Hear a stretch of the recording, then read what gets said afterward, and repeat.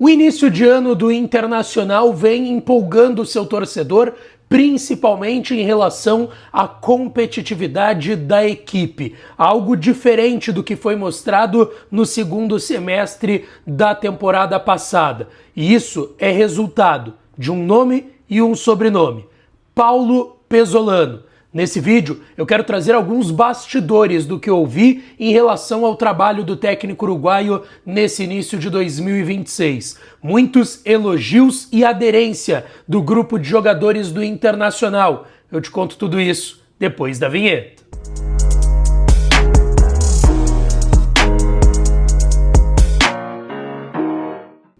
Fala, minha rapaziada, sejam bem-vindos a mais um vídeo aqui no canal. Antes eu peço para tu deixar o teu like, te inscrever e ativar o sininho das notificações para não perder nenhum dos conteúdos por aqui. E é claro que esse vídeo e todos os outros têm o apoio e a parceria de KTO. KTO.bet.br, a melhor casa de apostas esportivas do Brasil, é a minha e pode ser a sua também. Se tu não tem registro ainda lá na KTO, vai no primeiro comentário fixado desse vídeo que tem o meu link, entra por ele. Se tu não tem registro, te registra por lá. Essa semana tem muitos jogos para brincar e se divertir lá na KTO, então aproveita. Lá na KTO tu encontra as melhores odds, o site mais seguro, de fácil acesso para tu brincar com responsabilidade, tá? O site é proibido para menores de 18 anos. Bom, eu quero nesse vídeo aqui, rapaziada, trazer alguns bastidores do que eu vi nas últimas horas em relação ao trabalho, esse início de trabalho do técnico do Internacional, Paulo Pezzolano. Um trabalho que vem sendo muito elogiado dentro de um planejamento que foi feito pelo treinador,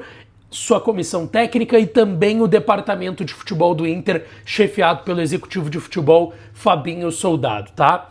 O Pezzolano, ele é muito elogiado não só pela metodologia, pelo que ele vem fazendo, e aí eu tenho que fazer o adendo: o Inter tem um planejamento de usar principalmente reservas e garotos da base nesse gauchão. Isso deve mudar nas finais da competição, principalmente se for um clássico Grenal, mas também pelo planejamento que fez com que o Inter chegasse com mais gás dentro do Brasileirão. Aí vocês vão me questionar: pô, Lucas, mas o Inter em 3 jogos no Brasileiro conquistou 1 ponto de 9. Isso é ruim. Óbvio que é ruim em resultado, mas o Pezzolano mesmo e a comissão técnica e o departamento de futebol do Inter elogiam muito os confrontos que o Inter fez, considerando que desses 3 primeiros jogos, 2 foram contra as 2 melhores equipes do futebol brasileiro e sul-americano, Flamengo e Palmeiras, que decidiram uma Libertadores há menos de 3 meses atrás.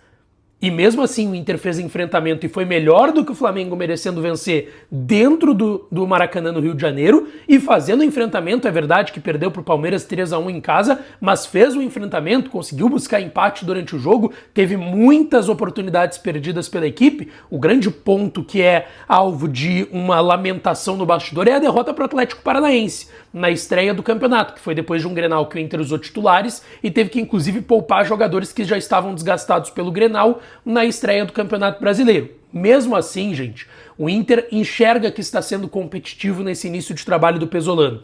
E o Pezzolano é muito elogiado. Eu cheguei a ouvir de uma pessoa a seguinte frase: o Pezzolano, ele é muito trabalhador, ele chega a ser chato com isso.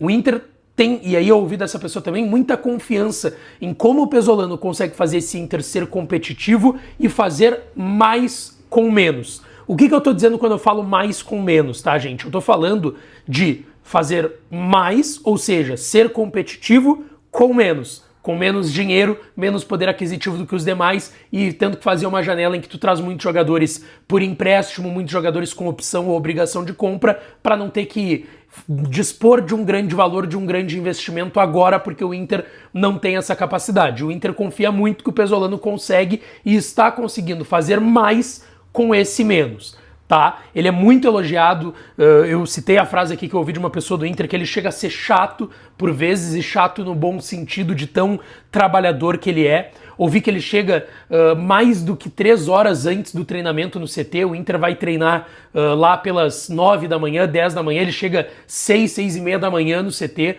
Aí tem muita gente que vai perguntar: tá, mas isso não é normal? Cara, nesse nível talvez não. Tá, a gente vê, óbvio que o treinador vai chegar antes de todo mundo, a comissão técnica, para montar o treino, para pensar no trabalho, mas ele chega mais cedo do que todo mundo. Ele é o primeiro a chegar no CT. Primeiro a chegar no CT antes de todo mundo, porque é um cara muito obcecado por trabalho, pelo que eu ouvi das pessoas do Internacional.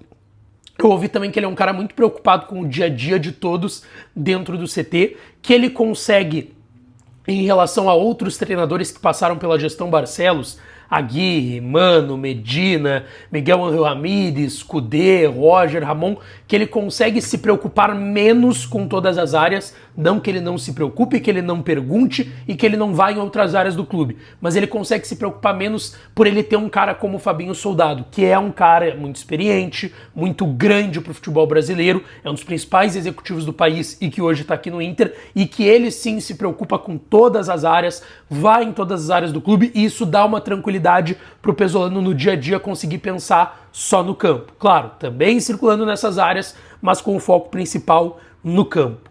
Inclusive, a gente viu o Bruno Tabata ontem, depois do jogo, elogiar muito o Pesolano, dizendo que ele é um grande treinador. Eu sou suspeito assim, para falar do professor, porque desde quando ele chegou, ele tem se mostrado assim, um treinador excepcional, e essa questão da intensidade que vocês veem é o que ele cobra pra gente dentro do vestiário também. Hoje a ideia é sempre partir do princípio que a gente está perdendo o jogo, para que a gente já comece o jogo ligado.